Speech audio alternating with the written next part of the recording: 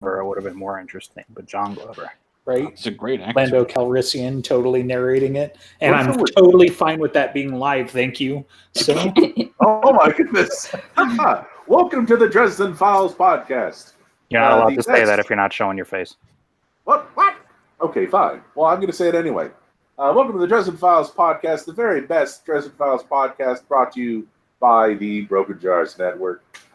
We are going to be talking about Ghost Story today, one of the finest of the novels, numbered 13. So I'm curious if we have any news. I think we have a little bit of news since it's been a while since we had an episode. we got loads of news, I man. hope we have Define news. news.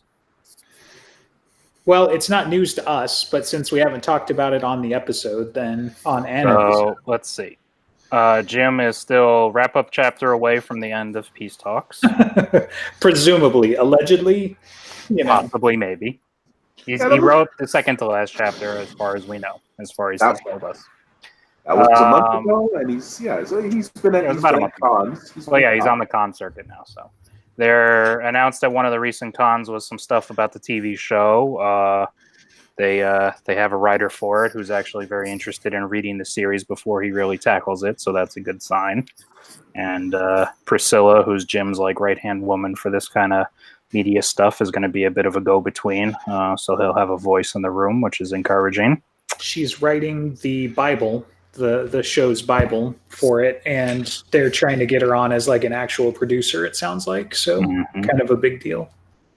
She did say that the producer thing is a little bit jumping the gun at the moment. So, but she still is going to be involved somewhat with the production, which is encouraging. Yes. And Jim is an executive producer, as I recall, too. Which could mean anything. I'm glad he's got more rights this time. Right. Mm-hmm. I mean, executive producer mostly means probably he's got veto power and he just doesn't show up on set unless he wants to. So, I mean, I hope he has veto power. It could mean all sorts of things. It's one of the most vague titles ever. right. Hey, listen, a writer that wants to read the book so he can do the source material justice is encouraging enough to me. The rest is I'm still worried about the Witcher series, but okay. And actually, the trailer looked great for them. what is it? Lastly, we have a new short story announced for October. It's going to be a Goodman Gray story. Oh my God. Time frame indeterminate because he's really fucking old, and it could be like Lucio and sometime in the past. It could be more modern. Who knows? But I'm sure it'll be pretty good. Yeah, the title of the anthology is Parallel Worlds, The Heroes Within, featuring a number of authors. The other name I recognize is Sarah Hoyt, who's also featured in this anthology. But yeah, again, Parallel Worlds. Very hyped for this story. Very annoyed about more anthology stories. It is also no longer 99 cents. You missed your opportunity to buy it cheap. I don't read ebooks. I listen or I read For actual. $1, I'll deal. But yeah, Oh yeah, me neither. I don't do ebooks. I'm more annoyed that it's going to be all the way in freaking October. So, yeah. At least it's not a Harry birthday story. So far, we don't know. I mean, Margaret could be involved. It's good. Ooh, I like it, but it's Goodman Gray, right? So he could totally pop out of a cake singing "Happy Birthday, Mr. President" because shapeshifter. So just saying. I'm good. But you know what Jim's done now? Now he's got to write enough short stories for another anthology or for something. Exactly. I was thinking the same thing. And come up with another title. What is? Well, he's had title? at least 3 short story ideas that have never really come to fruition yet. Right. I mean, everyone knew there was going to be another anthology, even if he wanted to lie to himself. It's gonna be side cases, Yeah, brief jobs, Combine it too. cases. brief jobs. So that's, I believe, all the news that's fit to print as far as future works. And that wraps up our Ghost Story discussion. So Oh, that was please. a great episode. Please, yes. So at least to recover the Q&A stuff, long story short, he's had 3 con appearances and he did a reading, but nothing new if you're generally up on, current. Yeah, if you're looking for world building info or new tidbits to come in, it's not. Yeah, the main news thing was officially finding out about Priscilla's involvement, which, by the way, just to give credit from where I learned about it, was Andreas. He had found, I guess she had a public resume somewhere, and it's Yeah, she has a website with a resume where it says she's writing it for the Donner company, I think, which is like Right. they do Fox movies and shows.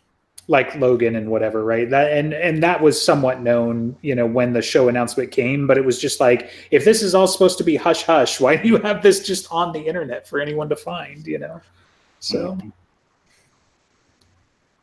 all right, ghost story. So Okay. Dresden dies, he comes back as a ghost, the end. All right. Cold days. Don't tease me. Okay. I know, Okay. director, she's totally unamused right now, so she just really Ghost wants Story is to a pretty good book, and no one gives it enough credit. There's a reason for that. It grows on me every time I reread it. Now that's I will give you Stockholm that. syndrome. But since this is That's fair. such a good book director, I'm looking forward to your synopsis and Synapses. Yes, tell us about your synapses. How are they your doing? thoughts on this great book that you love so much. I think it's a needed step backwards for Harry. Like, after all of the shit of changes, having to be in the passenger seat and not being able to do anything, it was really necessary for his mindset going into Cold Days. And I actually agree with that. I think that's reflected in the fact that in Ghost Stories, the strongest moments are all little side stories, like a Dresden Files Gaiden. And the weakest parts are when you have the overarching plot, where and that's I think what brings it down. And also, this is an opportunity for Harry to think about who he is as a person, because all he is memory, and he has to be very introspective, and that helps when he's tackling the mantle. I think I see this kind of like, and if we use the a Marvel analogy, is that like this was like Changes was Endgame. It was the end of an era of one big part of the Dresden story, and Ghost Story is kind of like the recap, the retrospective, and setting up the next big story arc. Right. I mean, Changes for a lot of reasons. Cold Days opens basically. it, but Ghost Story is like the retrospective of it. Yeah, and Changes definitely shuts down a lot of things, almost everything. Like, surprise, it's called Changes. Everything changes, and for everybody. And you really see the ramifications for that in Ghost Story. So Yeah, this is when Molly gets really interesting to me, because I like her when she's damaged. Oh yeah. The rag lady aspect You're is sick people. Poor Molly. well. The rag lady aspect for Molly is a fantastic bit of character development for her. And if it had just been that, like another sub thread in the events going on in Chicago as Harry's trying to get back to his body and figuring out what's going on, the biggest issue is that the main plot points just feel so shoehorned in, when really him trying to get his body should be motivation enough. There are a lot of very bold conceptual choices made here. The issue is that the execution kind of falls back onto these old big bad procedural patterns. I disagree seriously. with your core point. Like, I don't. You think so? The plot of, let's see, Corpse Taker, that's one aspect of the whole world that is like, it's a symptom of how everything went to shit when he died. And when he was talking to Leah, he's running around solving people's problems and not doing the thing he's supposed to do of finding his killer, and she points out, you've been doing nothing else. It's a runaround until he gets to the answer, but it's not that the plot strung it up badly, it's that wasn't the point of the story. It is hard to describe, and I don't think I did that very well, but as you were describing it, I disagreed. Well, I mean, to flip it a little bit, right? So, like, let's set up some of the pieces here, right? So, a lot of what's going on with Ghost Story is that there are two key power vacuums that happen because of what happened in Changes, right? So, in Changes, the Red Court, all of those fuckers are gone. And all of their vassals, like any half vampires, all of that nonsense, basically that nation just disappeared, leaving a giant power vacuum. So we find out a little bit in Aftermath, but definitely in Ghost Story, that these fuckers that are older than time, basically, that have been around since, ancient times, these Fomor were just waiting for an opportunity to fill in a power vacuum such as that. So they started moving practically overnight, which to me makes me think that they were in on it, right? Like they're definitely one of the pawns, if not, one of the key players with the Black Council and, all of those goings on. Like, I think if you sit back and look at the wider geopolitics, for lack of a better phrase, for the Dresden Verse, right? The Black Council knew whatever was going to happen between the White Council and the Red Court, somebody wasn't going to make it. Preferably neither of them were going to make it, right? Because they would have been the two toughest nations. But either way, the Fomor were coming back in force, So that's Power Vacuum 1. Power Vacuum 2 is the Lone Ranger of Chicago died and is missing. Loads of people understand him as being dead and have given up on him. Karen and presumably others still hold out hope that, well, we didn't see the body, so he's not dead yet. Either way, he's missing. Superman has left the planet and whatever. And so you see how that impacts Chicagoland, and how Marcone, again, almost literally overnight, certainly within the same week, starts building on the ruins of his house. They build this Better Future Society and start putting all of these things together. So taking a step back, right? With the whole Ghost Story thing, especially from the Corpse Taker angle, if Harry had still been alive somehow, if he had survived through the End of Changes, how would that have changed the plot of her whole thing, right? Because she's been for years trying to get her power back so that she could enact this plan and go after Morty, presumably. Would she have gone after Dresden directly instead? Because that's one of the things from what you were saying there that I'm kind of curious about, is her timetable doesn't seem like it drastically altered just because Dresden's not there. She just benefited from it. She didn't just suddenly come out of the woodwork like the Fomor did, or like a lot of the other denizens of the Never Never and other creepy side because Dresden's not there. She's just puttering around because she's a ghost. She's got to get more power, more whatever. And then it just happened to line up where Harry got sent back, Happened. Uriel did not. Yeah. It's the coincidence in the way that Uriel makes coincidences happen. But this was on Jack, though, right? That's the thing from the end, right? It's funny because Harry calls out Uriel. He's like, really? You had no idea that this was going to happen? So, who are you trying to fool, right? But it's either Uriel really did somehow get tricked, or, he's just a shit actor and is trying to lie to Harry, which I guess that's got other ramifications with him being an archangel and everything. But, plausible deniability, maybe. Yeah. Definitely. Probably more that one. It's I would really like Dresden to make this choice. And then Jack makes it happen. Right. Well, and that was Jack's point, right? He's like, you needed him to go back to Chicago, so I made it happen. So, yeah. I was like, a dangerous man like that with all his friends, 2 or 3 of them got to be in danger at any point in time. It's not really a lie. Yeah. I love that interchange. It's very practical. Right. Yeah, so the Corpse Taker and everything that she was doing, as what Leah said, that it took her months even just to gain coherence again after she died. So it's taken years for her to get to the point of being able to capture Morty. She might have been able to benefit from the Fomor because whatever deal that she had going on with them, she might have been gaining resources. They find small talents that are able to be affected by her.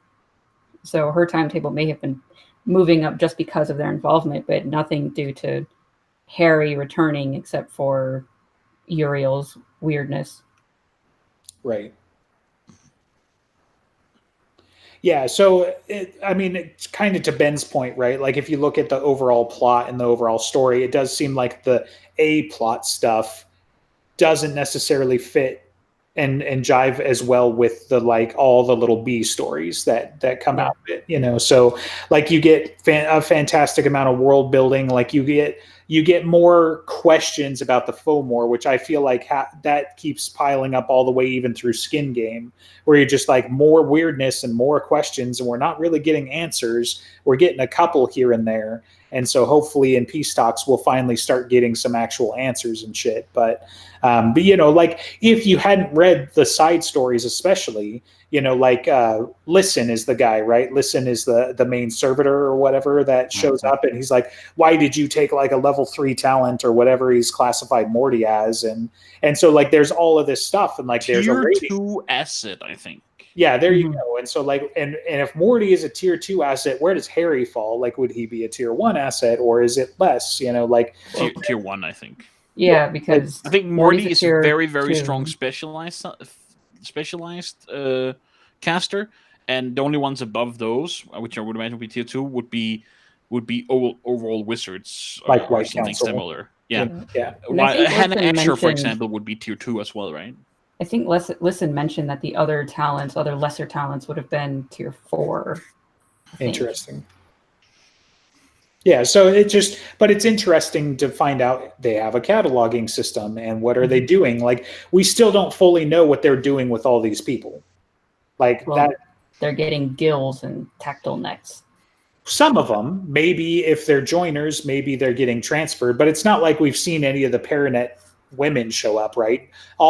As far as we know, all of the agents of the Fomor have been male, right? My guess, just a guess, because we don't know, is that how they empower their servitors is by taking talent from other people and giving it to them somehow. Yeah, you're thinking Sanderson. Could Well, be though, right? the spell does exist. There was a word of Jim some years back that there is a way to take magic from people, and it's pretty bad. So it wouldn't be the necessarily the worst idea if you're trying to rebuild. I mean, these guys are all the casts off from all the myths, all the legends, all of this. That they're a hodgepodge. So I imagine, however they get power, they're willing to do. So all of the thugs that we've seen seem to be male, but in Aftermath they were kidnapping Georgia and Andy. Right. And well, you can always use broodmares. I mean, right. that ends up being a thing. I wanted to say I felt like they even said as much, or maybe Murphy said that in Aftermath, but it's been too long to remember the specifics. So,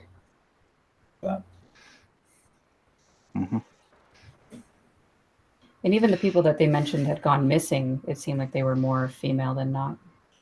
well, it's another omission, if nothing else, right? Like from the Paranet, which I guess maybe it's my thing because it comes mostly from the Ordo, right? The Ordo was a female-only group, right? And so, like, I guess just like who else do we have that we know interfaces with the Paranet? Elaine. Yeah, but right. like they mentioned the girl by name, the hippie girl, the Sunshine or something. Right. And so that kind of anchors it as being that they're taking women versus men. I think they're she's the only taking one people mentioned by with name. powers, and that's it. Well, and yeah, I don't think we've ever met a male minor talent that I can think of either. And I mean, there has to be one, but.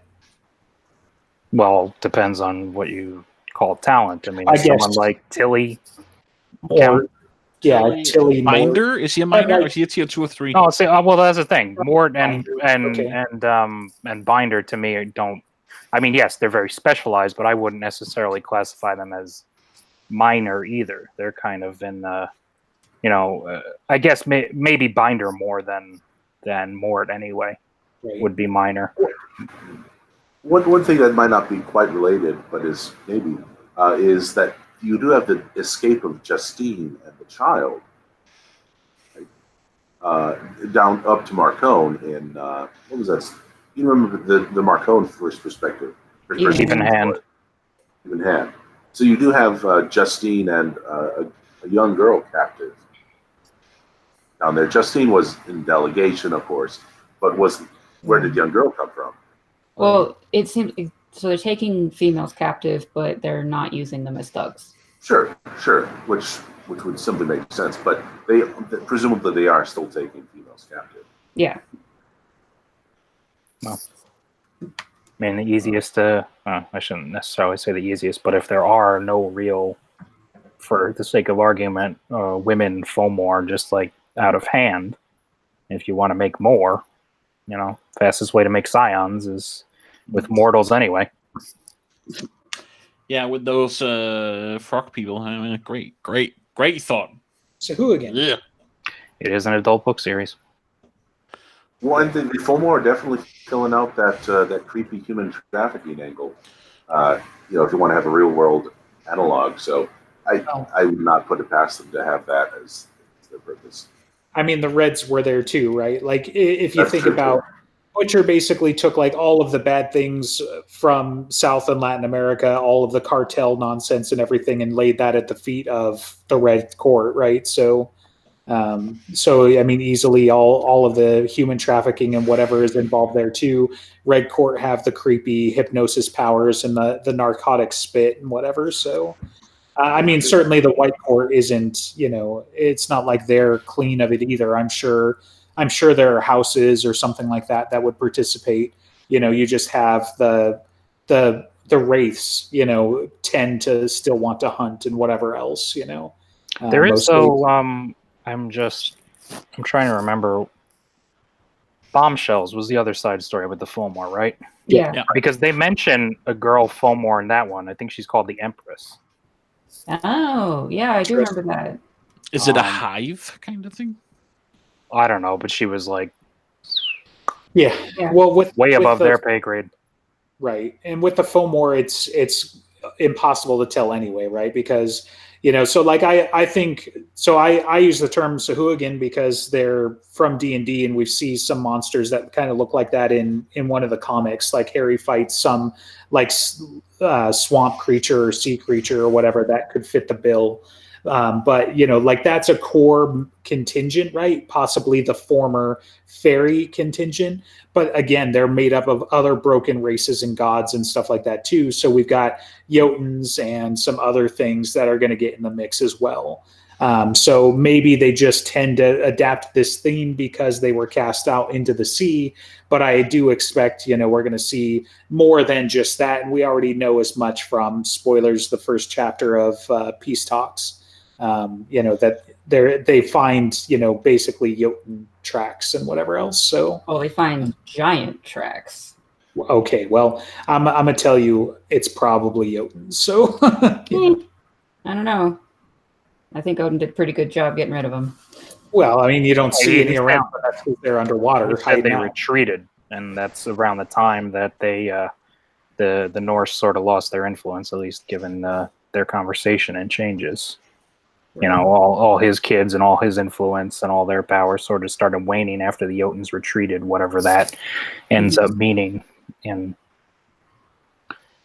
I used to think, I still sometimes, I go back and forth as to whether or not they were kind of like like what Mab has now at the gates, but for the Norse. And then they either just shirked their duties or they got infected or whatever it was. And that they lost their fighting force there, and so Winter had to end up taking over. Right. But that's really neither here nor there as to whether. I mean, they're obviously part of the Fomor now, so even if they weren't good once before, they're definitely bad now. So this is super off topic, but related to what you're talking about now. Valhalla makes more sense for it to be like the gates, right? To be their version of the gates, because dead warriors go to fight. Valhalla is like Arctis Tor. It's the seat of power. It's where they go when they're training. The gates of power would still be elsewhere. But I thought they still, like, they're eternal warriors, right? So kind of like the Einarjarn come back, but they're still around fighting in Valhalla, right? So fighting each other, but it's the base, the protective base of like sparring, and it has a goat that just gives eternal mead and things like that. It's not the place of battle. Okay. Yeah, there was some other place that I'm forgetting the name of it, where it was, I don't know, was it higher than Valhalla? It was like probably not higher. Or it was more a proper afterlife than, I don't know. whatever it is. Dang. Warriors dying in battle goes to Valhalla. Mostly everyone else goes to hell. I think there's something about Frey having something for people who didn't die in battle. Something I don't remember exactly. But wasn't there a place that there's nothing like the gods? No, there's nothing higher than Valhalla. The gods live there. Warriors who die gets to join there. They get to fight every day on an eternal battlefield. And once they're done for the day, they get rest up, go in and have endless meat and endless pick. Okay, so we're about halfway through this, and we haven't talked very much about Ghost Story. So maybe we should get on the train before we got 3 parts of Ghost Story. So okay. On with it.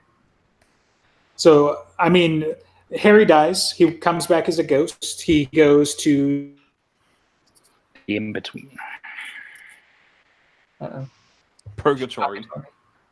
Chicagotory was fun, and Carmichael being snarky. Mm-hmm. Carmichael comes back, and we get to see Karen's dad. Okay. And Harry gets suspicious of some of the guards and tries to open up his sight, which it seems strange that he would even try to do that as a ghost, because I would assume that wouldn't work. But it didn't work only because the angel said no. Yeah, literally shut it down.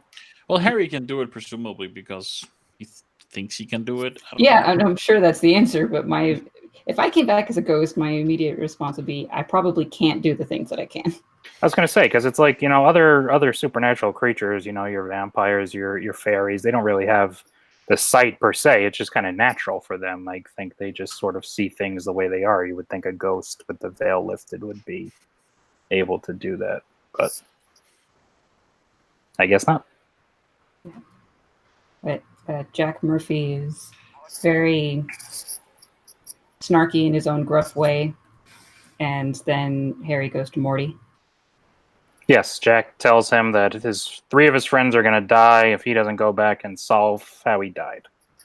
So he goes back. He has to talk to Mort because, who else is he going to talk to but the guy who talks to the dead? But first he has to meet John Cleese. Yes, he runs into Sir Stewart, who is an ancestor of Mortimer's. He's actually just his shade. The real Sir Stewart is long gone. But and he's very comfortable with that, and he's totally John Cleese.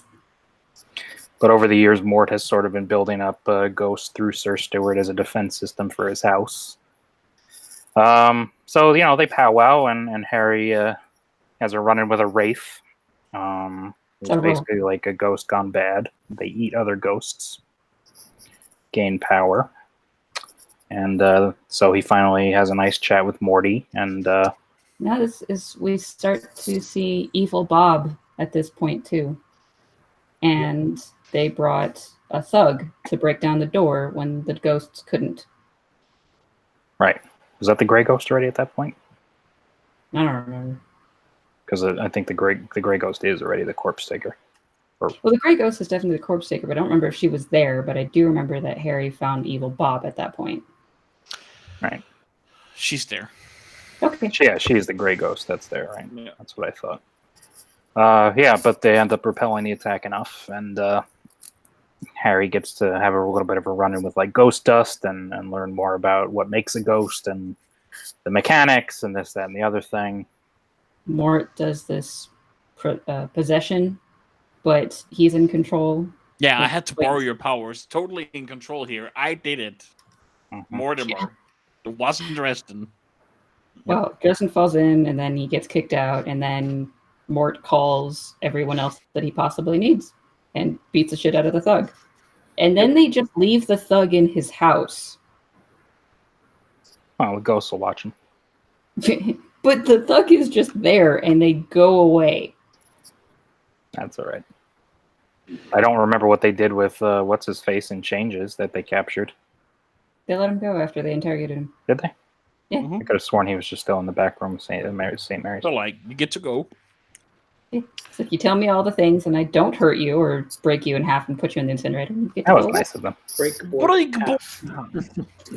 But anyway, so they go on a nice car ride, and Dresden has to be taught how to be a ghost so he can sit in the car without falling through.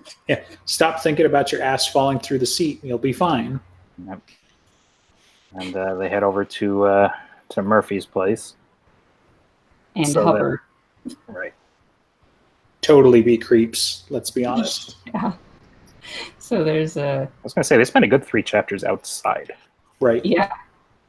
And there's a dude named Childs who's there and asking about the rag lady. And Murphy says, she's mine, but she's scary. Right. Childs is Marcone's proxy and also like his number 1 now, apparently, because for some reason it's not Miss Demeter. So, She and Hendrix are probably doing something else. Well, Garden Hendrix, certainly. Demeter, don't know what she's doing. right. She might be dead at this point. Garden Hendrix almost certainly went to Italy with Marcone for whatever. Yeah, I was going to say, I don't think Demeter's ever been a proxy and on this level. Like, she just kind of runs Okay. executive priority.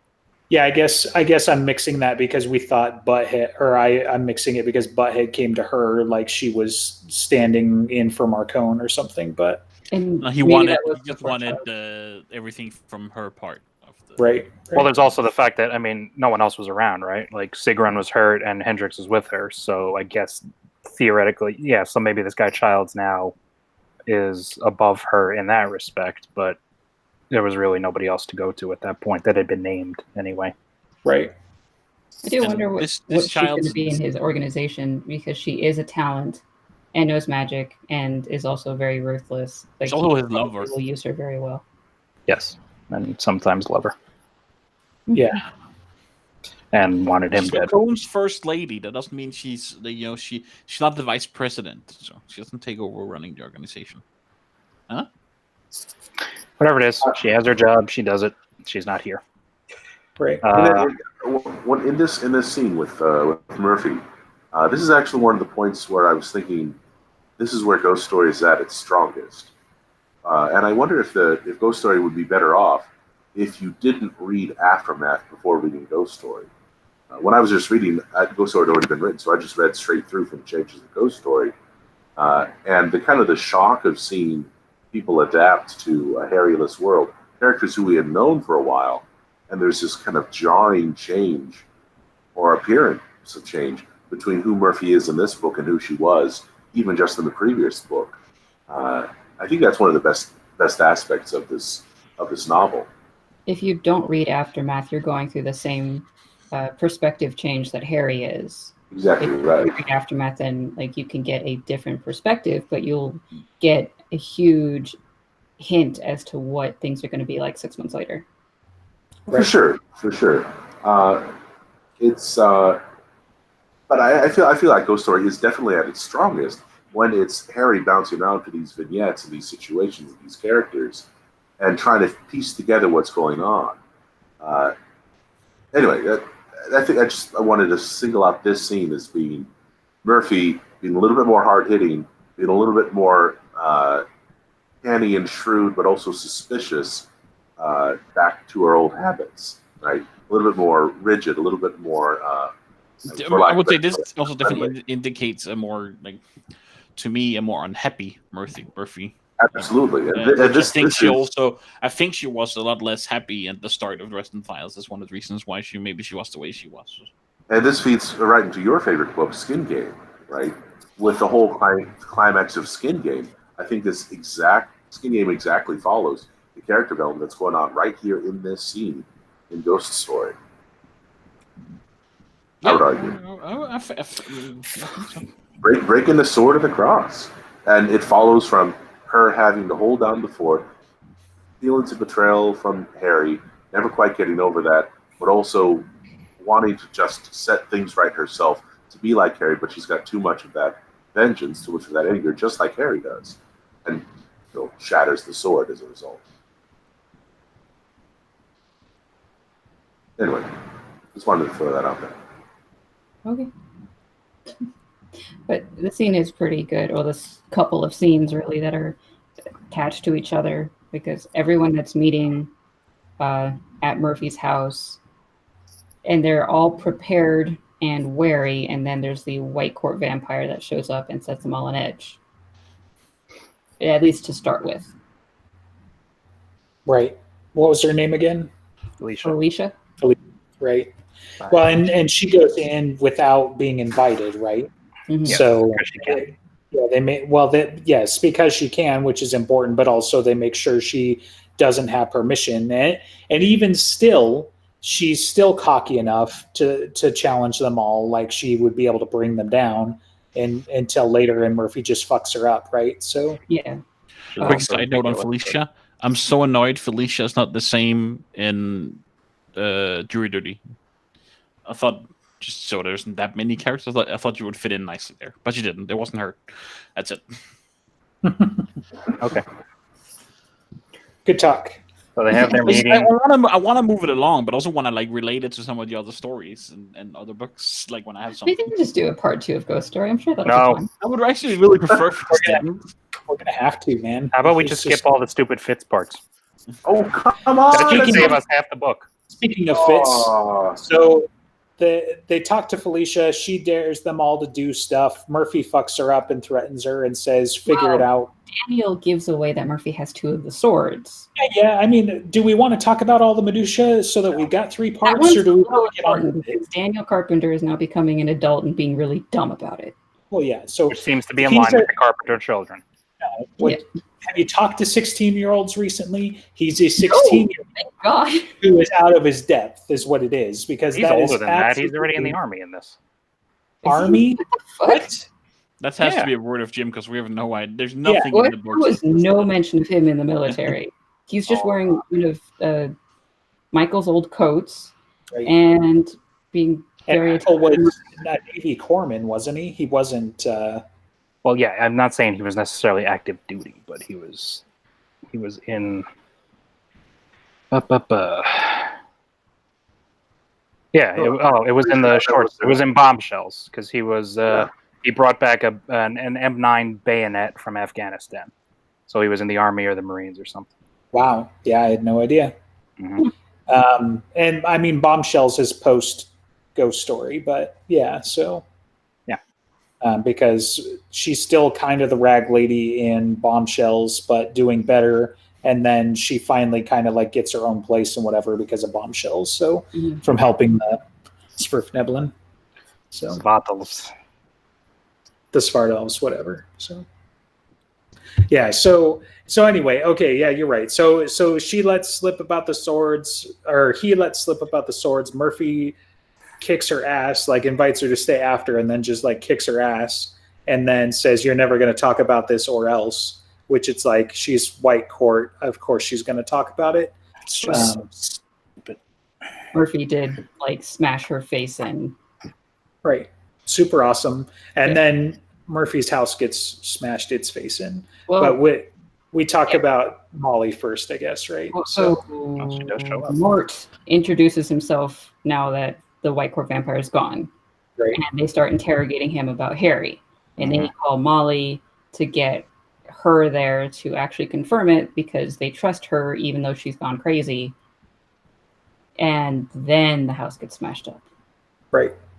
Well, yeah, and they interrogate Harry through Mort for like hours, waiting for Yeah. Molly to get there.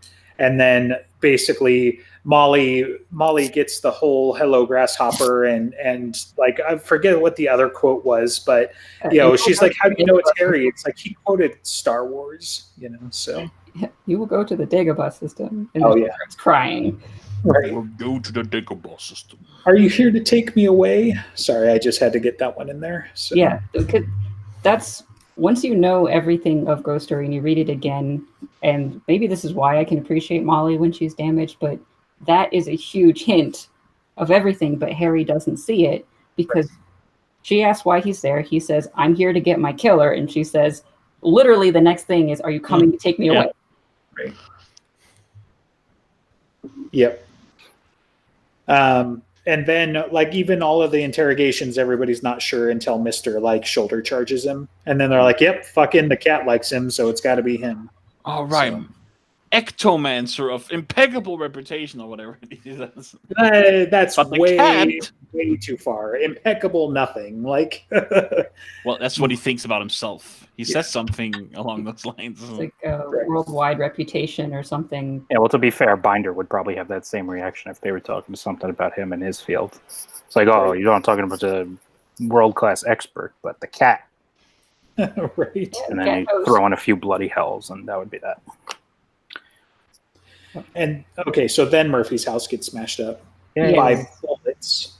And So- Harry gets another like game tutorial type lesson of what you can do as a ghost. You can jump and disappear, and you can mess up mechanical things like guns and engines. Right. Which he could already do. But he Right. didn't know that. He's like, I'm a wizard. I already know how to fuck up technology. Woohoo! So, Yeah. Then we meet Fitz, which is the single most important character of Ghost Story. So he's the only guy who's smart. He takes all the guns and buries them in the snow, and then takes his kids home to go get his ass beat by a wannabe sorcerer. So Bacon. Aristides. That was the name. Yeah. And then he can hear dead people. Because reasons. Why is that the first time he can hear a dead person? I think he's Because probably heard reasons. dead persons before. I was going to say, he's probably like bumped into some guy that seemed out of place on the sidewalk but never thought anything of it, who was actually a dead person type deal. They're just going to blame it on the loudness. I mean, of Chicago. I'm pretty sure his "I'm not crazy" thing was more than just hearing Harry. It was like he's heard things before. It's like, I'm not crazy. I hear dead people. That's what's going on. That's how I interpreted that interaction. I don't know. It could be something that has been coming on to him because of his age. If he's, say, 16, then it could be developing an Aristides in the connection, or It was a stressful Whatever. situation, also. He was saying. yeah, like it could be that. You could say that, but it seems like if you have the ability to hear dead people and the ghosts are going crazy, Dresden should not be the first or only dead person you hear. The plot demanded it. Yep. Okay. Yep. And besides, Dresden isn't a ghost. He's something more. He's something else. He's just running around in his soul. Which So- is exactly the same as a ghost, which made me really, really fucking suspicious that all of these ghosts are actually just the people's soul. They're not shades of whoever they are, the actual person that stayed behind. Because prove it that they're not. You can't. Sure, I can. Other than what Bob and everybody else Yeah, really. told him. Bob looks Wait, amazing. Like, you're Uriel different. You're running says- around in your soul. If Uriel says that they are shades and not the actual person or not the actual soul or whatever, okay, I believe it. Bob can be wrong. Yeah. I mean, doesn't Uriel essentially say that at the end when they're talking about Sir Stewart, that there's plenty enough to still build on for him? That didn't say that he's not a ghost or that he's not a soul. But they're talking about the mechanics of him being a ghost. Well, Harry, running around in his soul, worked on the same mechanics as a ghost. He used up his memories and he became translucent.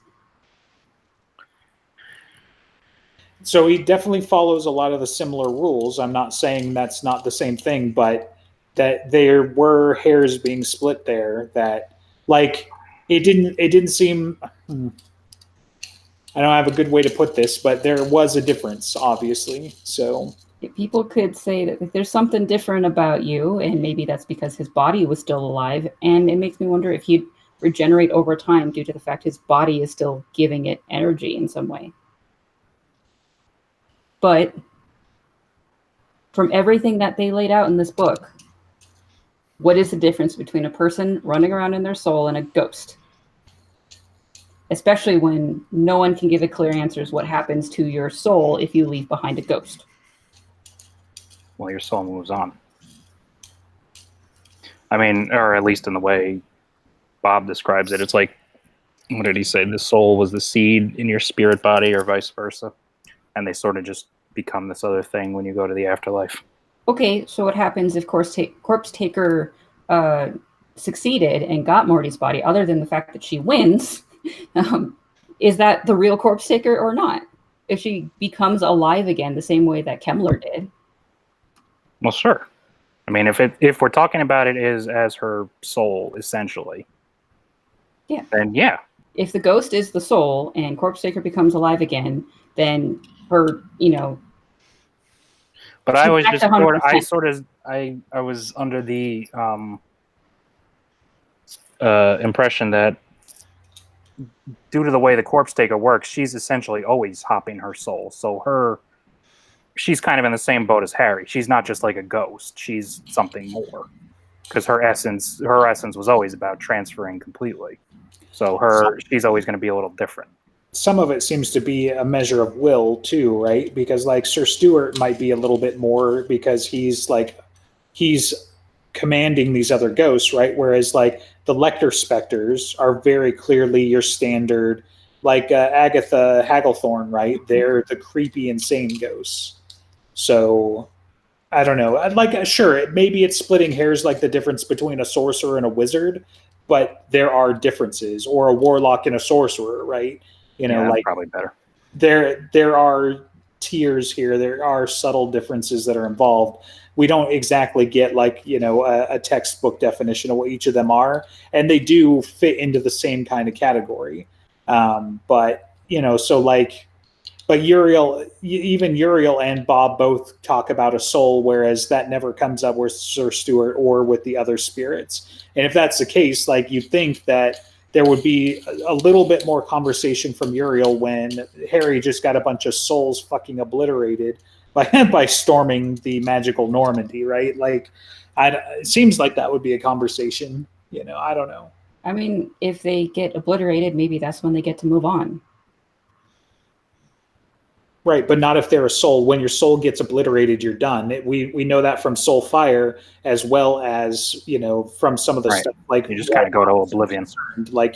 You just cease to be, which is why it was so scary that Harry was down to basically his ghostly ghostness in Ghost Story. Is he could literally not do anything else, or else he would just be unmade.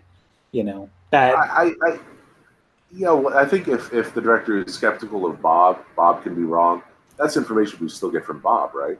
That you cease to be if you use all the Soulfire. He felt it though, right? He tells Molly, "I can't do anything else," right? When he is in her mind and she's doing the fight with Corpse Taker. So yeah. Well, he and Uriel talk about it too, about his options. If he stays behind, there's really, as he is now, he would either go nuts or be eaten within a week. Right. He was borderline Wraith, if nothing else. But I think they had alluded to the fact that if he kept this up, he would go and be a Wraith or something. But I think in his case, he'd probably go to Oblivion. Instead. Also, I mean, Harry's created a ghost before. He didn't lose it. That wasn't his soul that went out of his body when he was fighting Kravos. True. I mean, he was still him. I can tell you really want to carry this fight, but is this the hill we're going to kill this show on? Maybe. That'll drive us into a part 2. Yeah, the whole kicking Kravos' ass with his ghost double is a really good point. So, but it could be I don't know. It's just they did not describe the difference between a ghost and a soul enough. Right. When they work on the same mechanics and the same rules. Well, like I said, because nobody knows for sure, except they know that Uriel could fucking explain that, but he won't. He could explain loads of shit. He's not going to explain I was going to say there's two problems there. One is it plot relevant, and two, is it ever going to be plot relevant? Because Uriel could explain fucking everything. Right. We could have had an explanation for Starborns by now. We could have had lots of stuff that we're not going to get. So it's either relevant or we're galaxies. Yeah. Uriel knows about the multiverse. We wouldn't have to speculate anymore. He could tell you, look, Harry, I don't want to put any pressure on you, but if you fuck this up, you fuck it up for everywhere. So, well, to be fair, we know about the multiverse for 2 reasons. 1, because Vadarung tells us it's possible, and 2, because we know Harry's going to go to one. Right, but Vadarung could be wrong. Bob hasn't said about Spider-Man. First, the spirit of intellect is wrong, and now the guy who's a god of all knowledge and magic is wrong. Right. Maybe he's not Archangel, so only Archangels can know things. I mean, I feel like at this point with the director, we're gonna be like, okay, we emailed Jim, we got a reply. It's like, what does he know really? What does Jim Butcher know? That's gonna be. Well, that's the show other next thing. time. Now we're talking about like I don't know that he's going to want to. I mean, he's fine with topics about this stuff. I don't know that he's necessarily fleshed out the whole metaphysical afterlife necessarily. And he probably shouldn't. Put it on the Right. list. Episode 77. We're going to ask him, what's the difference between a ghost and a soul? And was Harry a ghost or a soul in Ghost Story? I mean, You he's are clearly a soul running soul. You have a around. ghost. How about that? Right? Yeah, That was probably. actually well put, Gigi. Thank you. E.G. No, it was EG. GG. Good game. No, E- EG. Either EG. way. GG. Either way works. Paraphrasing C.S. Lewis. Anyway, So- can we skip over Fitz now? No. He's got to get slapped around a little bit by Aristides because that's plot relevant. He's got to be super fast because reasons. And then Aristides is what was even not next? relevant. He like Oh, disappears. Harry Harry went tells to him to his stay grave. down and meet him at the guns at 11. Yeah. And then Harry goes to his grave and gets to actually use it for once. Yep. Yeah. Well, for the first time. Yeah.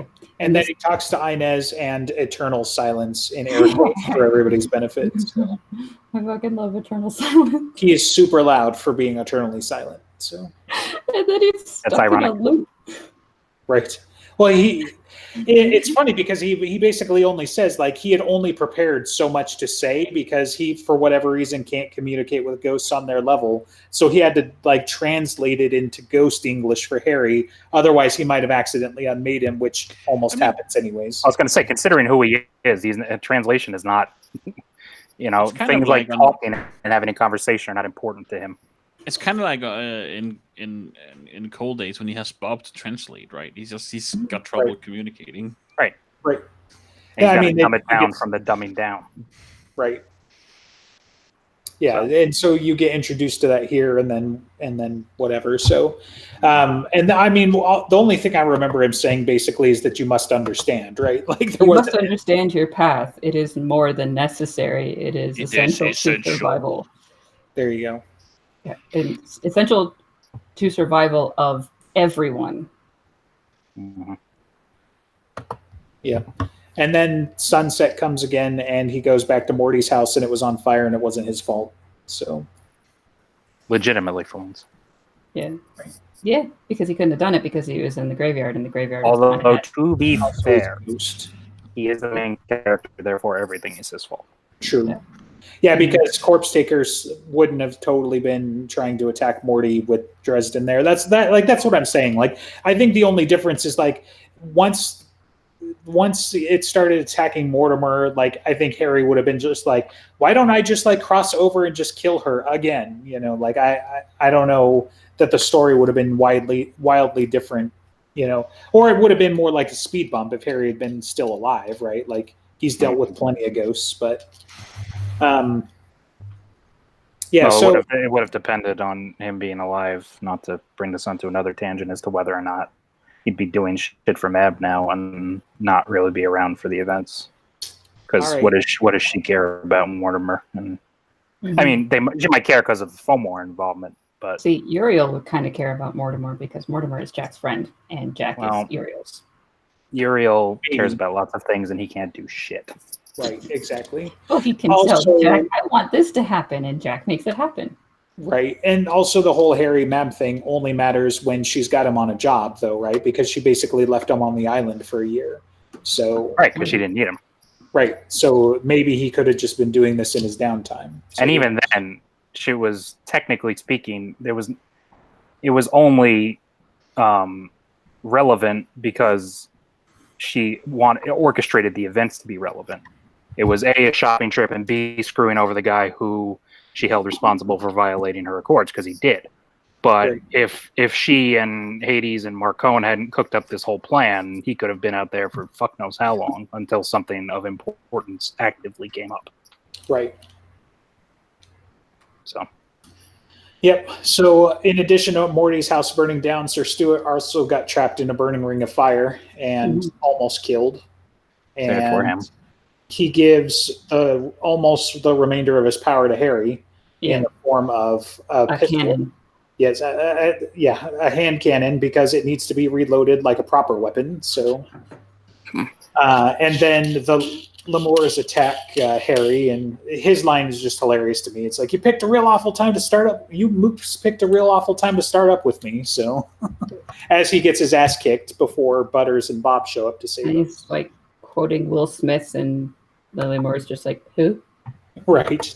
Like they've probably been dead longer than Will Smith's been popular. So, Yeah. And then And he does comic book fighting, right? That's why he does the comic book fighting. right. Doesn't he go like kapow when he's like? I remember. Am I remembering wrong? Because I feel like he does that. Sounds about right. It kind of fit with the theme. So, then Butters and Bob show up, mhm. and Bob is calling everyone Sahib. Right. Well, mostly Butters. Yeah. He calls Harry boss, and then he calls Butters like new boss or Sahib or whatever. So, Mhm. Sorry, Zahid. right.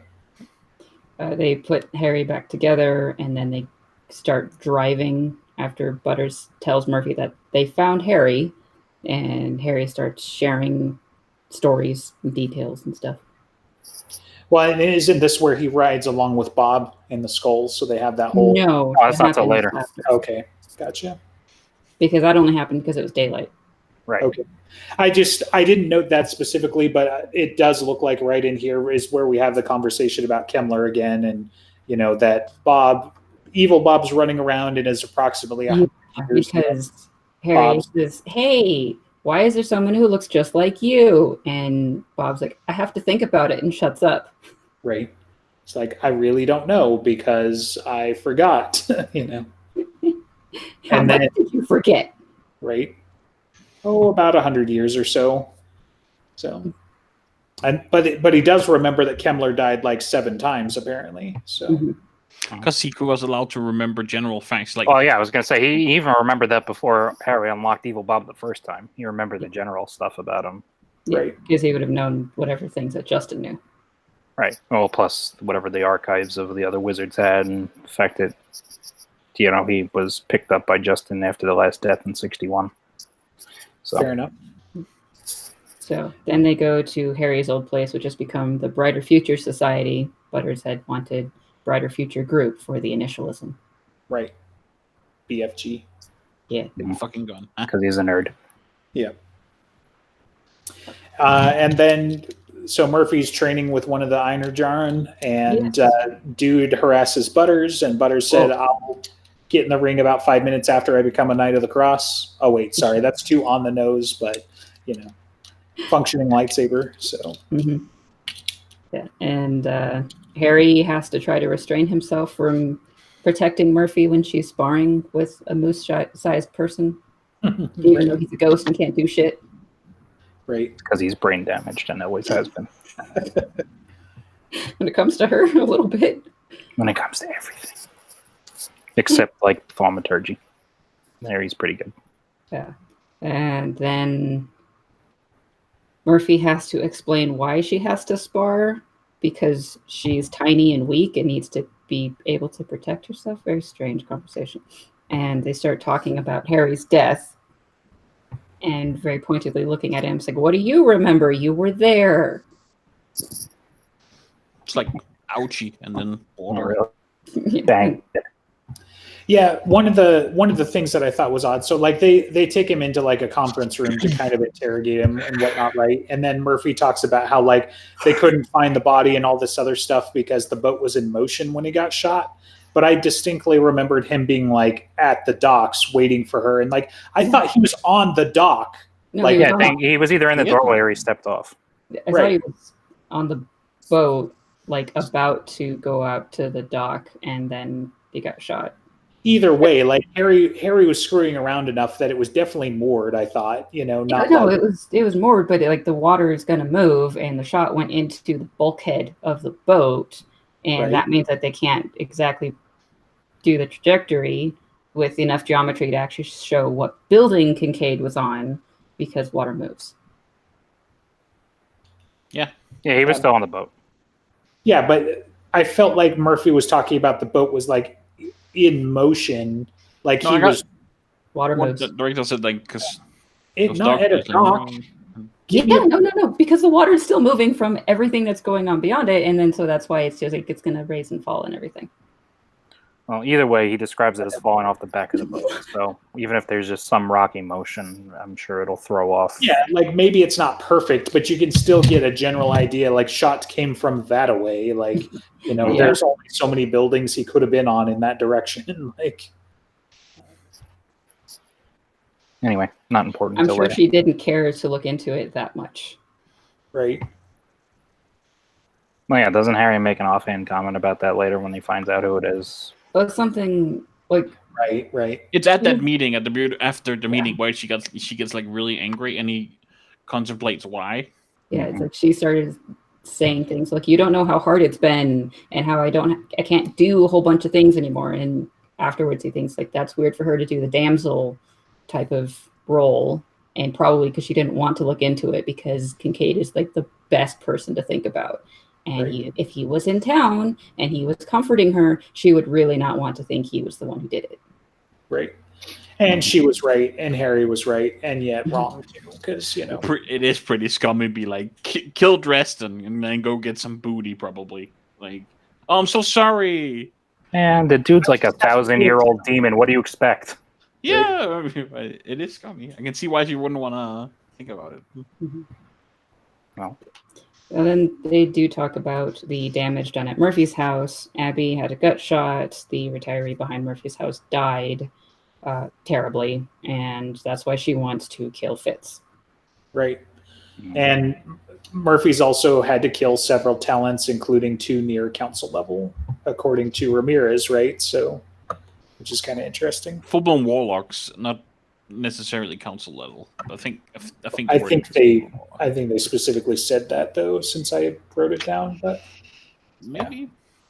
I mean, I'm not Sounds gonna. It's not a hill I'm ready to die on. are you sure? Are you sure about that? Yeah. did they create ghosts, or are they in their soul? No, they caught the southbound train, so Mm. You don't know that. so it's academic at that point. Like, Yeah. From here, Harry goes back to his grave, right? No, Harry figures out how to do fire and then a tracking spell, and he finds Molly. Okay. Where they have a diner talk and Leia shows up finally. Yeah. Yep. Leia's And then great. she kicks a bunch of Fulmore asses after Actually, being, That Leia Molly sent Bass. after her. right after being like starved and beaten by Leah, and then almost beaten by the Fulmore, and some really badass illusions with the whole like 6 Mollies or whatever, and the guns, and the dramatic like one Molly mourning the other imaginary Molly being killed. Like I was like, okay, that's fucking next level. Like Jesus, you know, like She's a little crazy. right? They have to know that it's like fake or something, right? Like it's illusions, but I don't even know what the cell is at that point when you're like, my illusion mourned the loss of the other illusion. So it's good times. My favorite part in this is when Leah can so very clearly see and know where Harry is at all times. And Molly says, his shade's running around Chicago. And she goes, that seems unlikely. Because Because he's in his soul. It Right. is unlikely.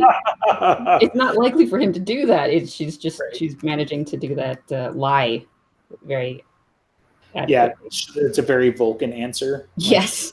That does not make logical sense. We're like, you're right, but that doesn't mean it's not happening. So, Mhm. That is improbable. right. I love Leah. Yep. Well, that and the whole like showdown between her and Harry about the whole like you're going to feed her and whatever, like, you know, give her money so she can get food, and like you're He's like, part of why your would I do that? responsibility, you know. Yeah. And why would it? Because I would do that, and you're covering for me. And it's like, damn it.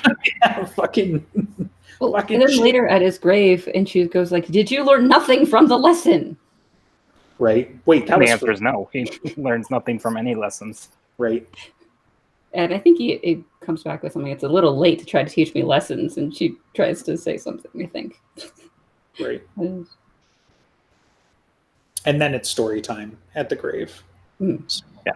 Like one of the bigger, most important story times, because this is where we start to get a lot of Justin Dumoulin stuff. Yeah, it's one of the better Timeline parts of jumbled. the If we book. want to continue in order, we go to the diner. Well, I mean, I thought I covered that. Was there something else we need to talk about at the diner? Molly goes a little crazy. Molly then you- acts a little. That's the Okay, summary of the so- book. Molly goes a little crazy. Right. She threatens some bystanders when she gets up to leave. I mean, okay. Yeah. And then Harry goes to Fitz. Which Okay. we can skip because fuck Fitz. Well, Fitz goes to Nick Angel, which Oh, is right. the time Does where you that get to. happen before story time?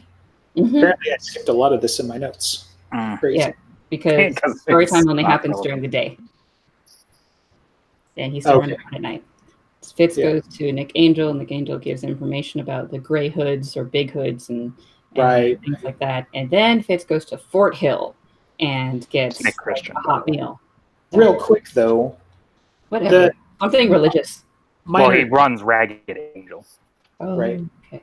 minor thing with his old boss buddy person too is that he's got like 11 kids on the wall, right? And he's been doing it for like 30 years, and he's like, who are all these kids? He's like, the ones that I saved. He's like, you saved 11 kids in 30 years. He's like, 11's enough, you know. So I was going That's to say really he's a PI. He's not a friggin'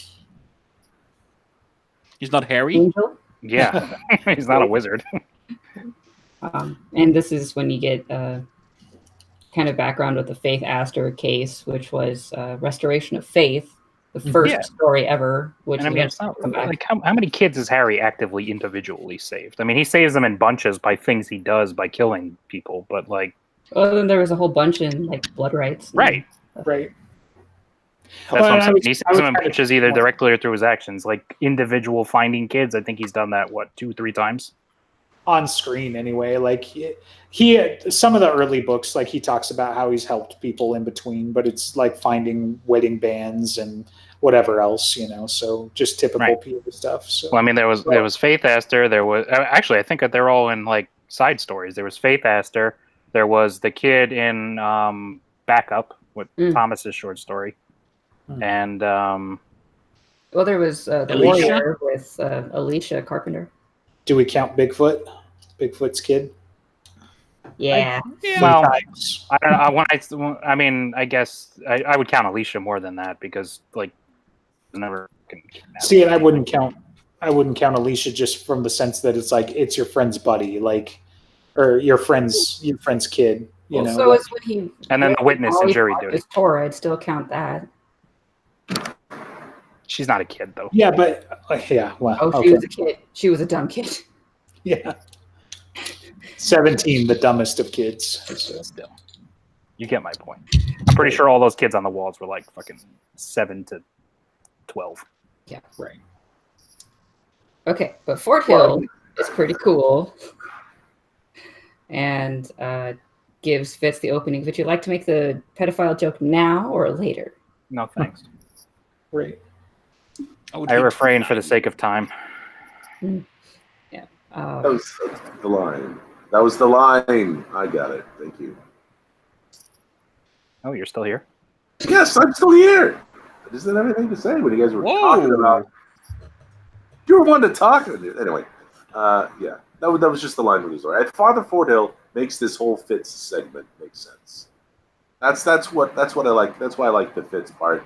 Not for Fitz himself as much as for Father Fort Hill's whole conflict and all that. what It It's kind of- better when he's dying. I think the Black Angel, she kind of laid it out. It's like he did everything he was supposed to. What else is he going to do? Maybe it was Butters just kind of saying like he goes there and he helps the kid, or he goes there and gets himself in trouble and forces Murphy to help the kid. Everything works out. Mhm. Fort Hill is fun, and the fact that he is talented enough to be able to sense Dresden seems significant, even though nothing's going to happen. Like, don't know if it's something inborn about him or something trained over time. I was gonna say, didn't they mention that it was kind of just like built up over time? I don't remember. I think Stewart said that like the good ones can tell or something, but Well, that doesn't explain cats because none of those are good. Cats are more different. Cats are evil. all cats can see spirits because reasons, and then good priests can see spirits because of different reasons. I don't know. Well, cats are easy. Cats are like Because the Keanu Constantine line, half in, half out. Right, Yeah. right, exactly. That was a good movie. I liked it. Okay. It's fine. Now story time, I think. Oh, please. Something good, finally. Yeah, Back to a 16-year-old Dresden. right. Yay. So he comes home. We get basically the whole story now. We actually get to see it in real time as to what happens with him and Justin, He Who Walks Behind, because he comes home on the day that Elaine Justin's supposedly such stayed totally back sick. a good guy trying to save Harry from something evil. Yeah, Holy he's really not. Yeah. Hey, dude, reading that post, I was like, I don't have the time and wherewithal to like get into this, but like, That's why Yeah. I just posted that one line. oh, it was perfect, right? Leah's line, it's like you'd like to think that you misunderstood Justin's intentions, but you understood him perfectly. Like dude was a dick, he was an asshole, and he was trying to kill you. And he definitely was mind controlling Elaine. There was no ifs, ands, or buts, so and she cannot tell a lie. And she didn't even try to like fuck around with Dresden on this one like she did with Molly, so I don't think people pay enough attention to Leah. right. Personal opinion. Yeah, so you get to see some stuff. I mean, you get to see some of Harry's shenanigans, like lighting the paper with a lighter, and De Morn. I don't know, man. Like, other than the fact that he is a crazy asshole, right? Like, if you just taken him as like, if he hadn't done the mind control and the other shit on the side, he would have just been like a super hard ass, but like a decent father figure anyway, right? Like, it makes sense why Harry got swept up into it, because first of all, this was like a quote unquote forever home type of thing for him. He's not being bounced around to orphanages and other, homes and whatnot.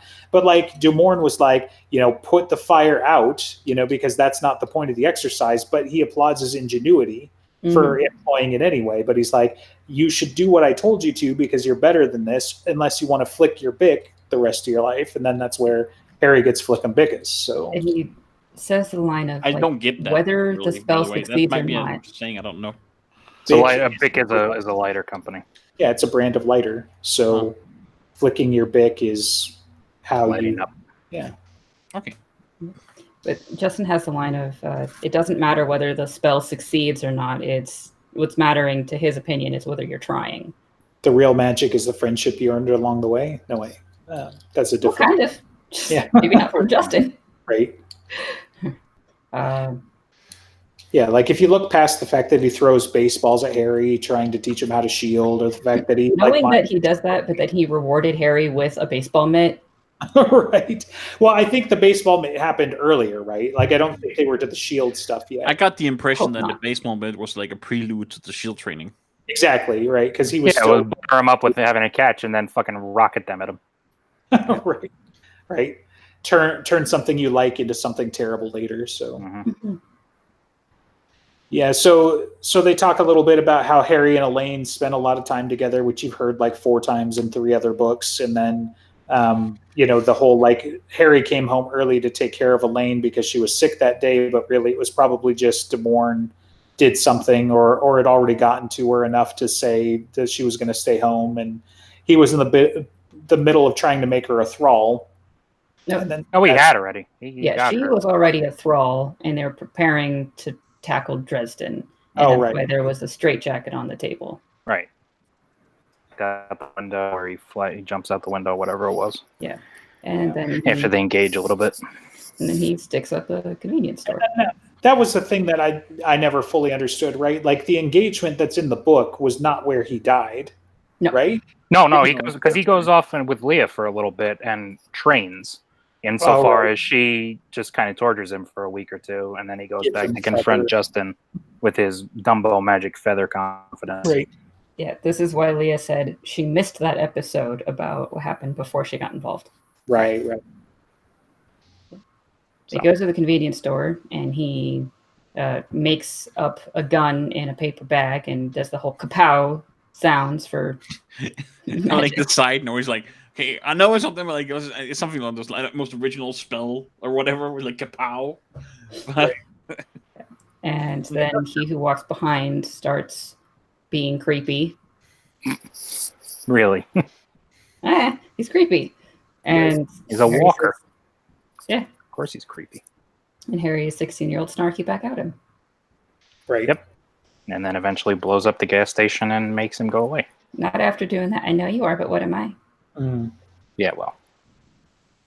So Harry really set the standard for snarking off to bad guys and how powerful they have to be before he won't.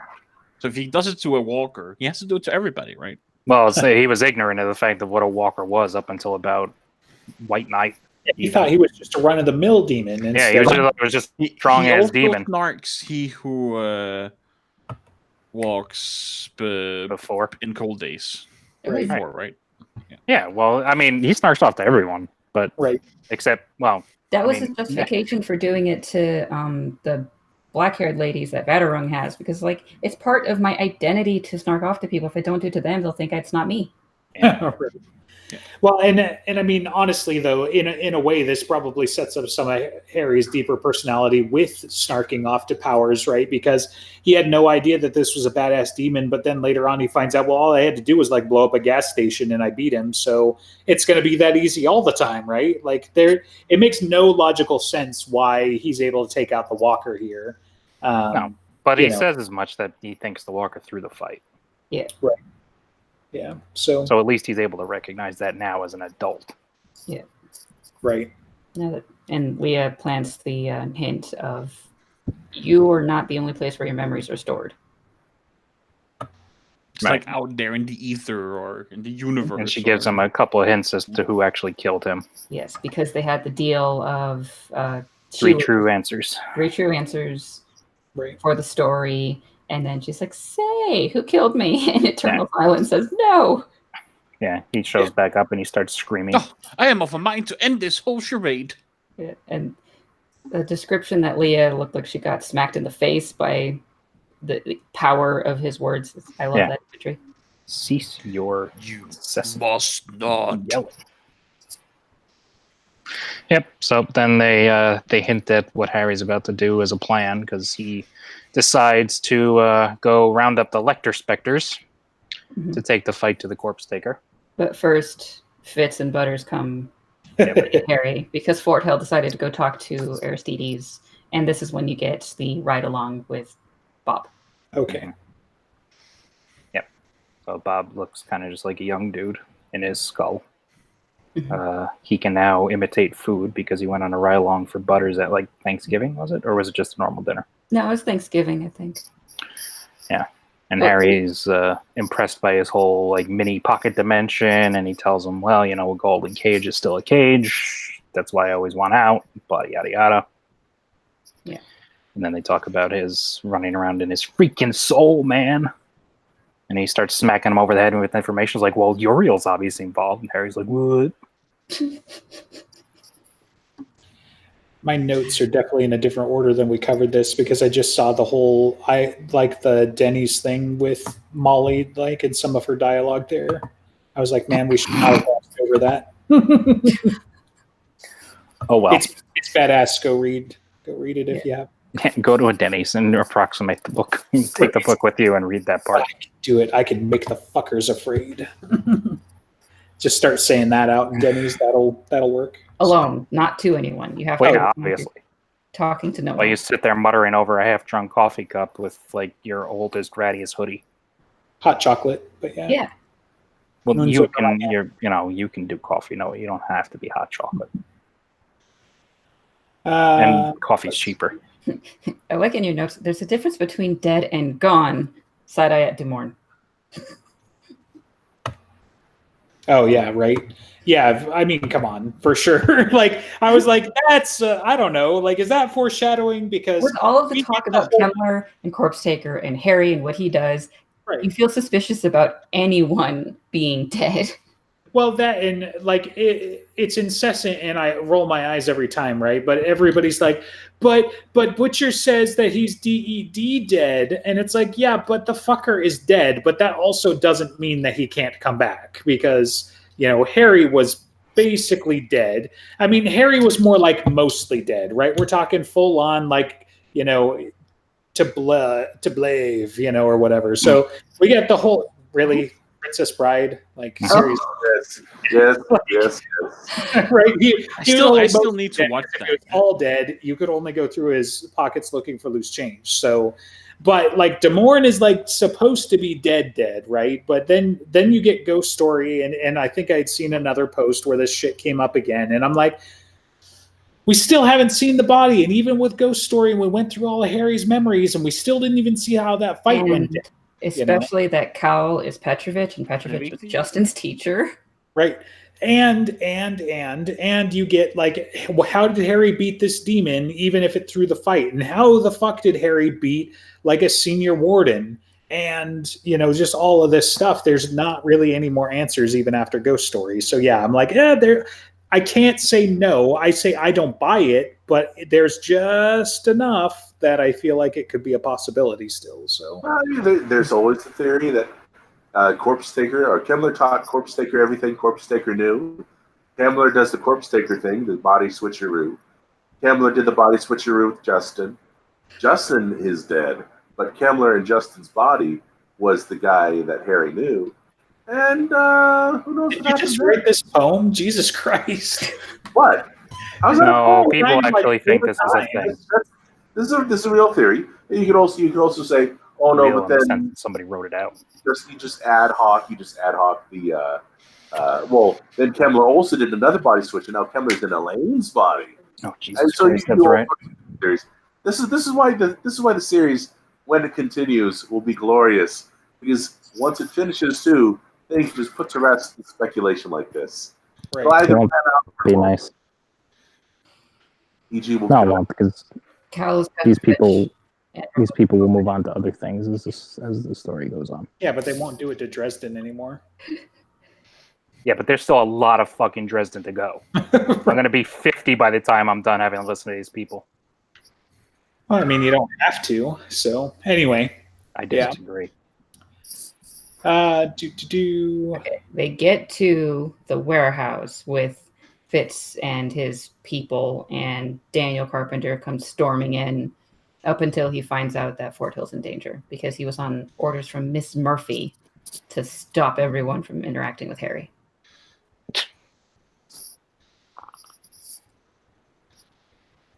That's it. Just the sounds of disdain. Okay. He's a loyal soldier, if nothing else. He's a prat. Miss Murphy.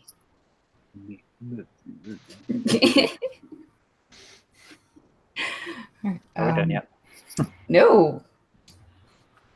Oh, and you totally skipped over the Leah quote with Mort. It's your favorite quote in the whole series, isn't it? So, when he's asking what happens when Corpse Taker gets Mort, she wins. I kind of alluded to it before. She wins. What are you talking about? Right. I love it. I love Leah. So I feel like we're Going doing backwards? part 2. This feels like, right? No, sorry, I'm just going through my notes because, like I said, they got kind of jumbled with the way we approached them. So yeah, we're talking to Aristides. Butters and Daniel are pretending to be wardens, and Harry goes finding Fort Hill, and there's an angel of death standing over him, and he immediately threatens her. Right? I'm gonna kick your ass. What makes you think you could? Also, I'm not that kind of angel. And her purpose is to protect Fort Hill, should it be his time. Right. Because he's a good person, and and things like to eat good people. Yeah. So. And then she addresses him by his full name, the perfect information and all this, of course. I think this happens a couple times in this book or recently. Well, Uriel does it later. Yeah, that's right. Harry Blackstone Copperfield does it. Yeah, I mean, so the whole pretending to be wardens thing I thought was neat and inspired, especially with Butters being the DM, right? So it's him thinking on his feet and doing a mocking accent and all this other stuff. But then you get to the end, and Aristides had just enough savvy to be right for the wrong reasons. And Harry's little explanation about it, where it's so hey, wardens, and they're like, yes, and where's your swords? And Butters is like, wrong answer. And Harry was like, shit, if I had thought about it, I could have given him a believable answer, but he did the one thing he couldn't do, which was hesitate. So then Aristides and the annoying part is it's based on like a false assumption, right? That's so right. frustrating. Well, because any of the senior wardens, which there still probably aren't a lot of those guys around, right? But it's still the cloak as well as the sword are part of the uniform. You know, Lucio made those, you know, part of the piece that stands out for the wardens. So that's still part of the myth of it, you know, in a way. So The problem is Butters was involved. jeez. This was Remind me who you don't hate in Dresden Files. So Lots of people. More people than I do. like But all the prominent ones keep getting screen time. name 3 people you don't hate in the Dresden Files, like other than Harry. No, I hate Harry half the time too. I mean, Harry's dumb, but you know. Well, I mean, like I like pretty much all the other wizards. I like Carlos. I like Ebb. I like Listens to Wind. I even like Langtree. I like Mab. You know, I like who the hell was Butters? You like Butters? Butters? You know, I like Bob. Like I said, I like most people. It's just Eternal Silence. Demon Reach? like yeah, Andreas. Reach is fine. You like Andreas? There's no character called Andreas in the Dresden Files that we know of. Silly Ben. So I thought you were a fan. other than the fight with Aristides, like the go ahead, you're gonna But- say something. So there's the fight, and then Fitz gets he's going to be a hero moment instead of a coward. Right And then that all gets now, tied up. you'll run forever. Mhm. Yeah. And then things get tied up and stories get concocted, even though they don't make sense and people don't ask questions. And and Harry finds out that Bob's been shadowing him the whole time because they still didn't trust him. And Yeah, really. I had this fucking theme that just it bleeds into the next book too. Or the Well, next yeah, it's two still books. exactly. It's still ongoing, right? Like Pisses me off to no end. I believe, like, and we're about to get to those books, so we'll know for sure then. But I believe, I mean, Karen mostly is over it, certainly by Skin Game. Like, she would almost have to be to fulfill her role. And then Michael, you know, like, I don't think he's ever Michael's never not trusted Harry. like not He hesitated a little in small favor.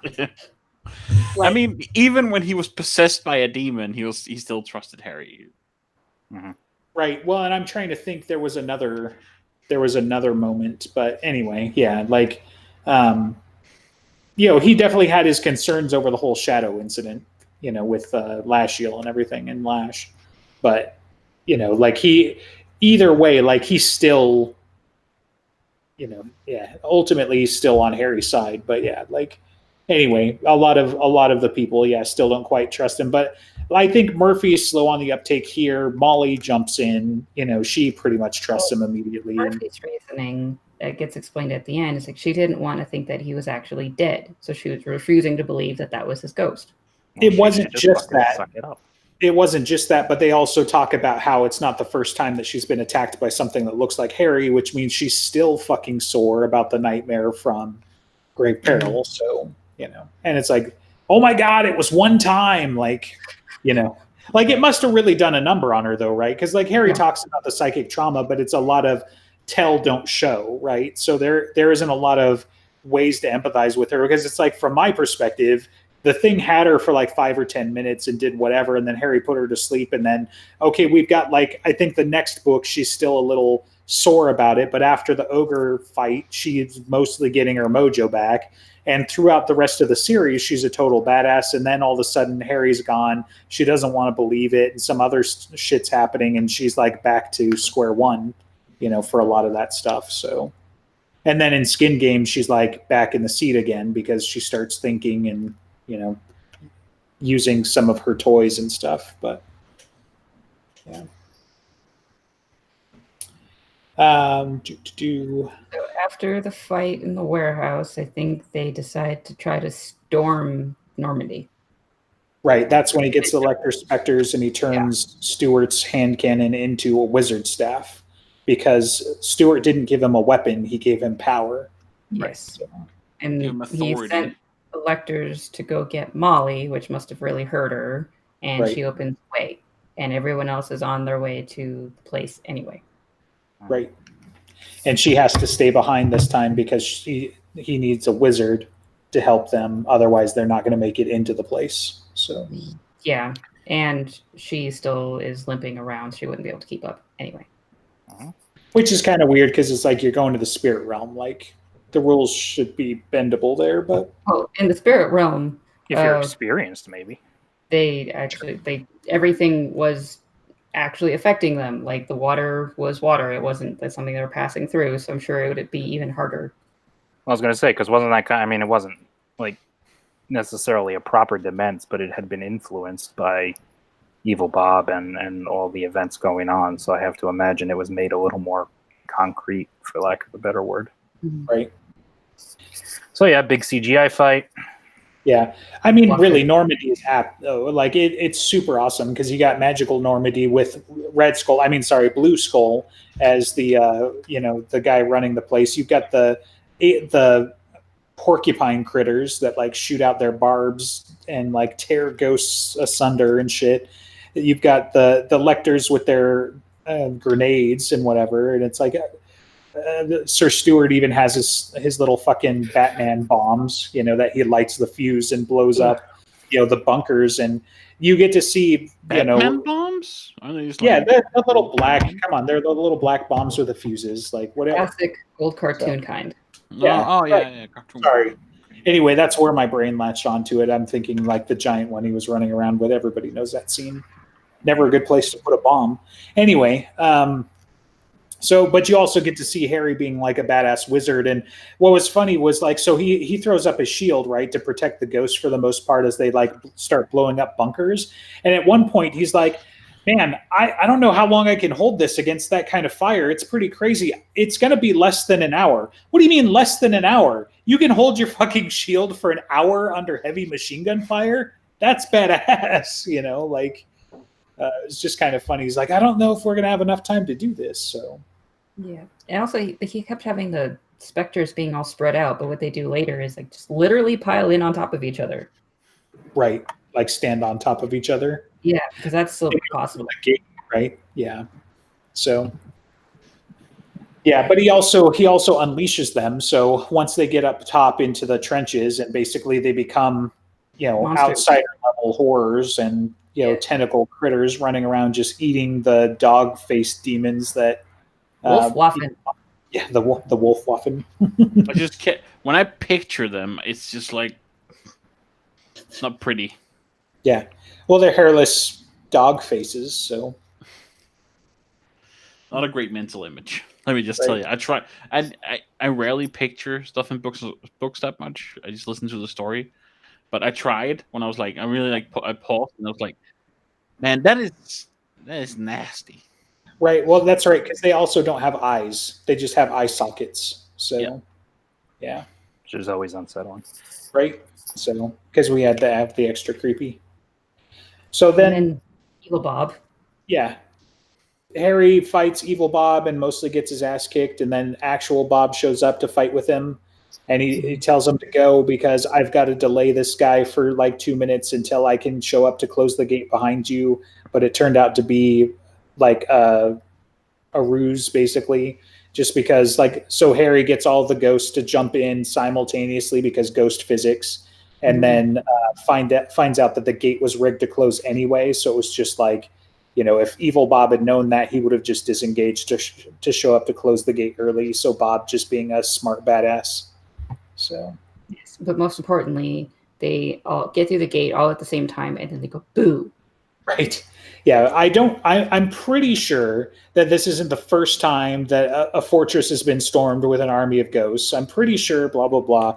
But I'm almost certain this is the first time it's been done while they all simultaneously yelled, boo! So, yeah, great moment. Well, their leader is a 5-year-old, so 16. He just never grew up. And then they start fighting all of the Grey Ghosts people, and Morty is terrified.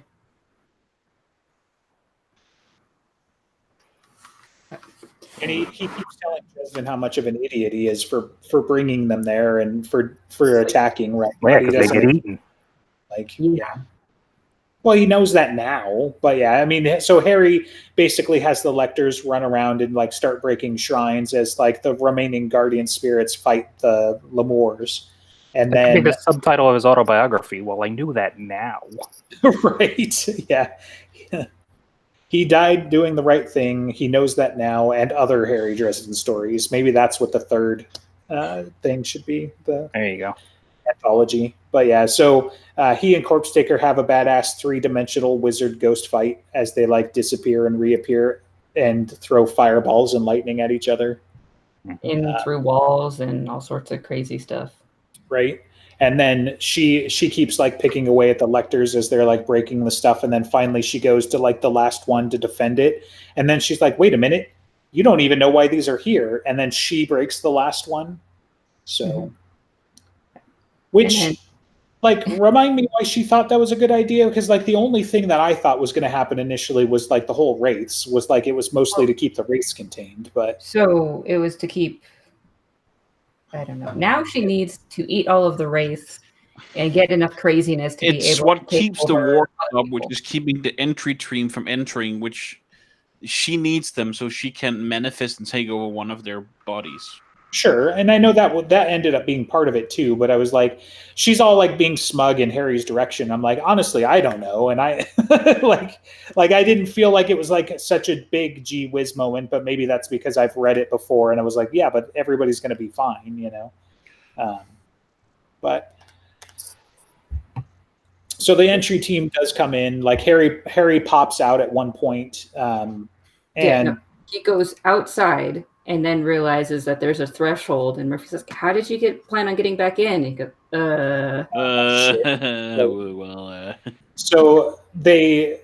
So Murphy's team goes in after Molly convinces them all like to drop their guns, or no, they shoot at the images, right? So Molly makes an illusory entry team. They shoot all their magazines empty, and then Murphy and everybody goes in, and Murphy like picks one of the big dumb ones and kind of like talks to him, and it was like, I'll give you a candy bar if you know, it's an energy bar, but it's like, I'll give you food if you invite my friends in. And it's like, oh, won't you please come in? So, and Molly puts them to sleep so that they don't get more damaged. And Harry goes off to find Morty and finds out that they're being eaten. Yes. And then he has to become crazier and manifest himself, even though he knows he shouldn't, to save Mortimer. He casts a spell that he probably couldn't cast in real life, and he just says, "Be." Looks like one of the cooler scenes, right? This spell, tied in with what we know about the outside, makes me wonder if something like this is going to be how the series ends, or the big climax at the outer gates. In the realm of the outsiders, it's the antimatter to our matter. And Harry, carrying one of the swords just says "be" or something, casts a spell like that, right? To turn the upside down and right side up, turn the outsiders into insiders, or something like that. Right. Maybe. I mean, hopefully not, because if he makes them insiders, I think then he lets them in. Yeah. Well, I guess my point is that it undoes their maybe not turns them into insider, but kind of removes that whole realm of things outside creation, just expands reality to infinity. I don't know, or some way of undoing the outsider threat by casting some kind of spell like that. As a Starborn, he has power over them. He has the power of creation. He's got the soul fire. He'll have all three swords at that final battle, no doubt. And Amarachius being the sword of love and creation. I think I don't know. So, okay, this is not an important ghost story, but so you think that Harry's going to have all three swords? Well, I think all three swords are going to be allied in the final conflict. I figure it's super. I mean, I think they're going to be there, but I think he's going to have them given out by that point. Oh, yeah, maybe Thomas or somebody. Or some kind of ritual, maybe he'll bury them himself. That'd be a great character moment for him, his worthiness and his purity of purpose and intention. But it's the only reason I go on this digression is Jim has said repeatedly that there's no time in his series for wasted scenes, things that don't lead up or build up to something. And of all this Corpse Taker stuff, this is the one moment where I think there's actually something which might potentially build into an end game scenario of the final big apocalyptic moment of the series. Otherwise, it just seems like so much chaff, and that's kind of how I started this discussion with my frustration with this scene, with this whole plot thread. But I think this would be one way to incorporate it. Well, and I think part of it, though, like the build up to the scene is Morty telling Dresden, like, you just don't do this. Ghosts doing this is crazy. And then Dresden's like, I feel a little crazy. I've done some crazy shit before. And then he just does it, And so, like, it's also, I feel like this. It's like, so Harry gets to break the rules, and he's going to break all of the laws of magic at some point, right? And this, while it isn't one of the 7 laws of magic, feels like it's one of those magical laws that Harry is just like, fuck it, I'll do it. I'll summon the giant Tyrannosaurus Rex. I will be the crazy ghost who manifests himself. And he basically wills himself to be alive for a short time, right? Sure. So it just feels like more that moment. And you're right. Like in the theme of the story, it doesn't necessarily like overarching. It's not going to be like, oh, hey, you remember that one time that Harry did this thing, right? But I feel like it's more like he broke one of those unwritten laws of magic, in a sense that he just did this power. The soul fire, Harry is walking around in this soul thread. It has to lead somewhere, and that's something that's throughout multiple books. So this is an extension of that. Where is it extending to? And that's just what I try to speculate with.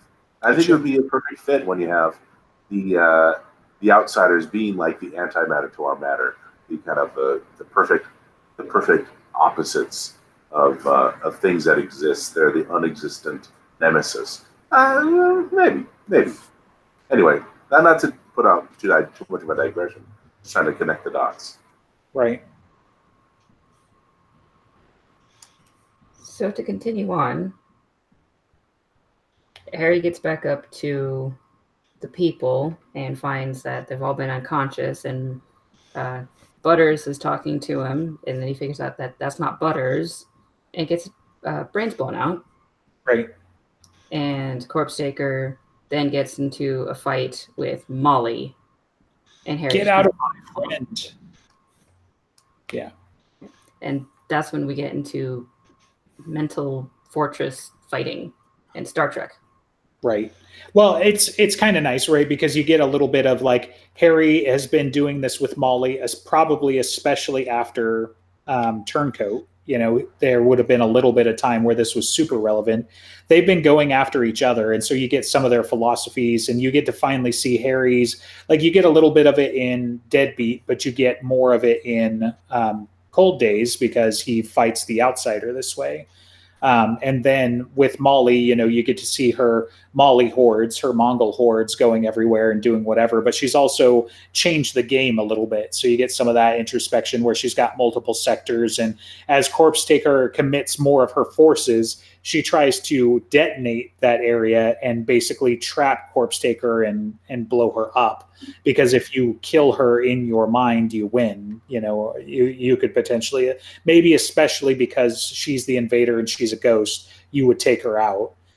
So Harry finds like a carpet and literally makes himself a magic carpet. He explains all sorts of why that's a bad idea and how he's tried to do that before. And then he finds where Molly's hiding, which is the treehouse, isn't it? In her backyard. And then he goes in there, and yes, it's the bridge of the Enterprise with multiple Mollys. Molly Spock answers the door. Old Enterprise. Right. Yes. The original with the knobs and the buttons that don't do anything, and it's like, come on. Super short skirts. Yes. Right. Yeah. So Which, like, Molly's generation would be more like Picard. maybe, honestly, I mean, if Molly is Molly is still a little bit younger than I am, right? So it would have been DS9 Voyager for her more than Next Gen. Now, where it comes in is like even newer. If Michael was my dad's generation, then he would have been watching TNG because that's more what I directly grew up on, like as a small child and whatever. But apparently, Michael or somebody really liked, the original series, so that's what she went with. And then you get the whole post closet nerd world because Harry's like, really, Molly? Star Trek, So, do you want to cover anything? Otherwise, I'm just going to talk about some of the stuff. And then, we kind of talked about some of it. You see them blow up stuff. You see it's very thematic. So you get the dramatic screen shaking and them jittering back and forth across the bridge and the dramatic music. And, Harry was frustrated with the fact that everything jerks to the right when they get hit. It's like, come on. Right. They're in a tree house in her mind and whatever. And then you've got Ensign Molly, the Chekhov of the group, sorry, too much television. And then finally, Kirk Molly and Spock Molly are arguing back and forth each other and fighting. And then Ensign Molly can't take it and lets Harry know that they've been this way ever since they killed you. And he's like, what? Back up. Yeah. And he finds out that the door looks familiar, probably because it's the door of the closet of the Church of St. Mary's. And then he gets the missing piece of his memory back. Time stops. Uriel shows up. And then they start dealing with the ramifications of it now that Harry has used Leah's hint to remember everything that happened that Molly took away. Right. Yeah, so you find out everything that, you basically get the snippet from Changes that wasn't there, right? Like you don't even get this in Changes, but you get the, Harry feeling like it's all his fault, which turns out to be like the 7 words that, whatever the adversary was in this case, like it may not have been like Lucifer directly. It was Lashiel. Yeah, it was supposed to be Lashiel, I believe. She says, it's all your fault. You couldn't save her or whatever. Harry makes the deal with Mab, but then he sets it up with Molly. Like, I can't remember. You can't remember. He calls Kincaid to call in his favor to have Kincaid shoot himself. And then basically Molly has to get rid of their memories, but has to do it in such a way that Harry doesn't even suspect anything. So they just make it from when he wakes up. Just a point of clarity, Molly remembered everything, but Harry had to forget everything. Gotcha. Okay. That's why Molly hated herself and was so guilty and got so broken and lived on the street and etc. etc. Right. Because even though she did it with his consent, she still is suffering the consequences of doing that with her power. Right. Oh yeah, and it was all your fault, Harry, were those words. So yeah. And it's it's sort of confirmed by Lashiel in Skin Games when she's like, when the whispers or whatever it was that was supposed to kill you didn't work. Mm-hmm. Nice. And this is when Harry confronts Uriel about how and why he's running around, and he demands to know that everyone else is going to be okay. So he gets it's a Christmas present already. So. Yeah. So. Gets to see one tiny thing we didn't really mention is that Harry told Communications Molly to send a long distance message, and then Uriel points out oh dear, what if someone hadn't done something, or they're just making fun of. What if somebody didn't arrange to have one of his agents at the precise moment in the precise time to something like that? Yeah, right. Someone should do something, and Mortimer shows up and does something, and Corpse Taker. You ghost bitch. Yeah. It's like you left an ectomancer behind with a pit of wraiths. What were you thinking? So, and they get to see Butters' soul being put back into his body, and very naked Andy and Marcy giving him CPR. Right. She's very happy with the headache and the pain in my chest. I'm living the dream. So, yeah. emergency services and all of that. Mortimer talks to Murphy, and Murphy starts crying because Harry is dead. Right. For real Stewart this talks to time. Uriel. Right. Yeah. Uriel offers him a job and says that he might have enough left to like make a recovery if he wanted to. And Sir Stewart's like, but my kin or whatever, my descendant. And he's like, look at him. He's going to be fine. So.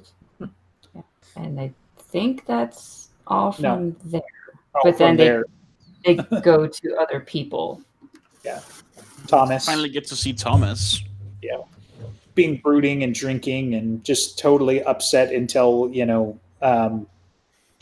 what's her name? Justine figures out the loophole. And then he's like, wait a minute. So.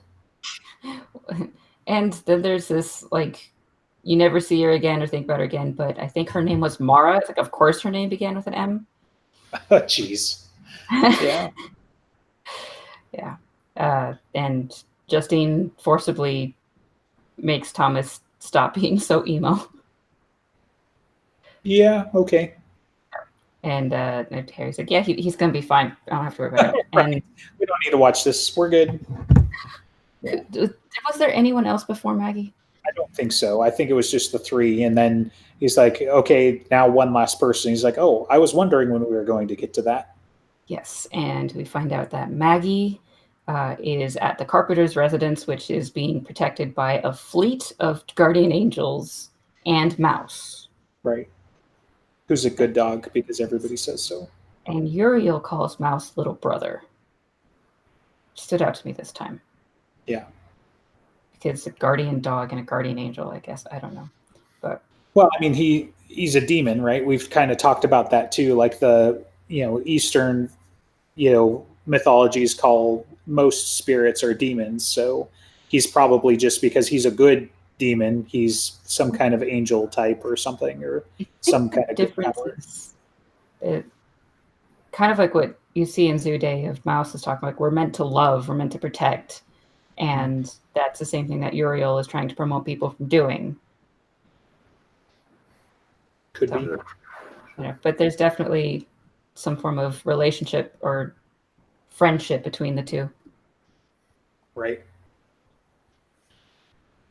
And then Harry's willing to go on, pass through the doors, and see whatever happens. Right. After And question wakes about up in agony. which he should have expected. He should have expected pain. Yep. So turns out Mab has been working with Demon Reach to keep him alive, and she's probably been using some of her life force to do it. Because she looks emaciated, which is what's going to happen when she's in Chicago in May. Right. Yeah, that too. Interesting. The And this is unseasonable winter. The unseasonable winter of May is revealed, of course. Mm-hmm. Yeah, it's like May 9th, like way early on. So Demon Reach says that Here gave sustenance or something, and Mab did something else, and the parasite made sure it worked. It helped with circulation, I think, is what it was, or something like that. So the parasite being Bonea. So Yeah. And this is the only time Harry gets is like, wait, what? There's a parasite?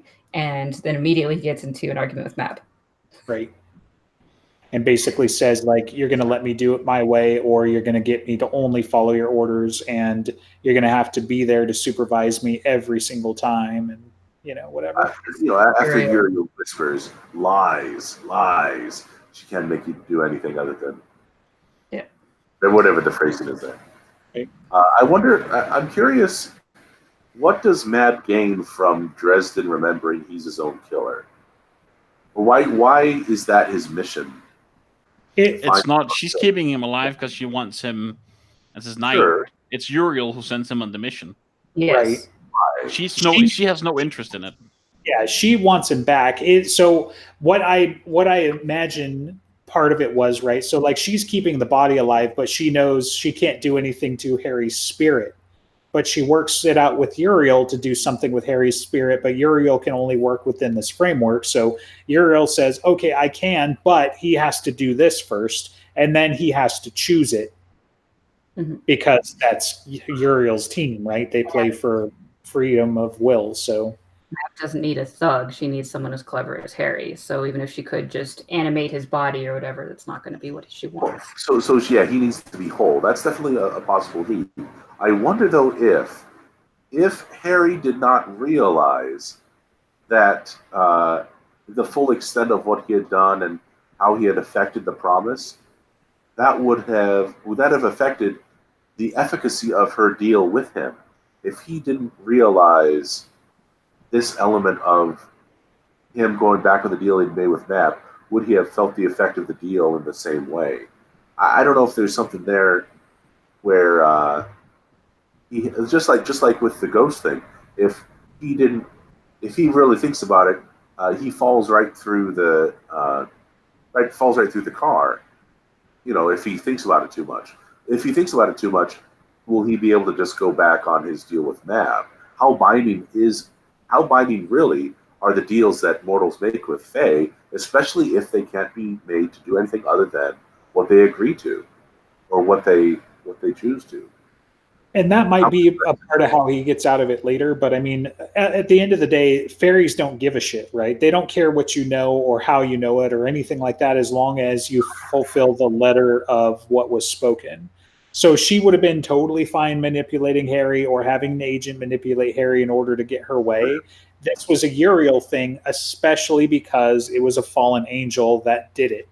The other team broke the rules, so he gets to act to correct that balance. You know, so it really does feel like more of a Uriel thing than a Mab thing. Like Mab wants to keep his body alive because there's a way that she could possibly get him, and apparently he's that important that she's going to spend 6 months and then several months more, you know, once he's back, nursing him back to health and making sure that he's alive. I guess I'm just noticing that there are 4 powers interacting and agreeing to work this way.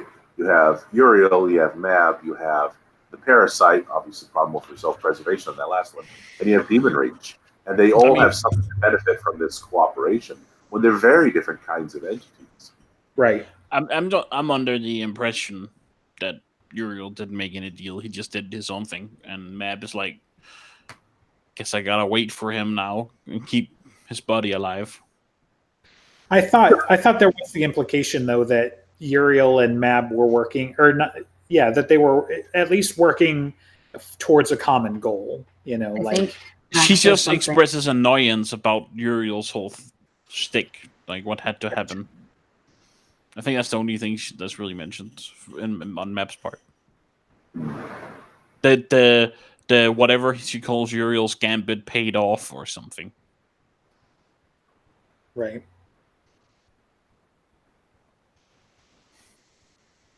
That's it. All right. I mean, okay. Yeah. That is. Are we good, or is this it? We're ready to do outro. Because everything else would be cold. Well, yeah, this has been a wonderful episode. Thank you for listening to the Dresden Files podcast, or just skipping to the end to hear this announcement. We have many other things here at the Broken Jars Network. We have High Fantasy on hiatus. We have Great Scott, which just celebrated, 3 years? Was that? It had an anniversary of it. It's the Office podcast. We also have the DM thing. Andreas, what do you guys talk about this? Have you had an episode since our last? Yeah, we had an episode since the last. We talked about home brewing, which is a Dungeons and Dragons term, if people know that. Oh, for sure. Where you make your own system and you kind of work own with system or own world, or changes up the rules in some way. Something that's not the standard written down.